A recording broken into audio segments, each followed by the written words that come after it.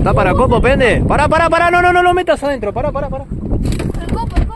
Sí, que es un pescadote, es el más grande del día, toma. Mételo con el copo. Está el piquito encima, mirá, de cabeza, de cabeza, pende, de cabeza. Ahí, dale. Bien. ¡No! ¡Se fue por el agujero! ¡Se fue!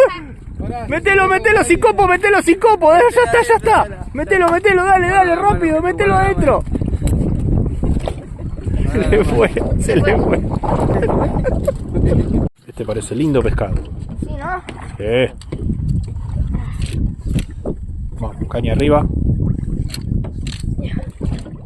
No la aflojes, que no pierda tensión, No la aflojes, no largues la caña, mantenelo tenso. Ahí la aflojaste, hiciste macana, dale, a la caña arriba, levante. Vamos. Listo, adentro. Bien, prende. Vamos con otro lindo pescadito, vamos.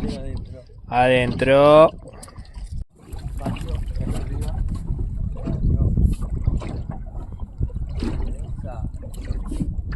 Bueno, hay equipo.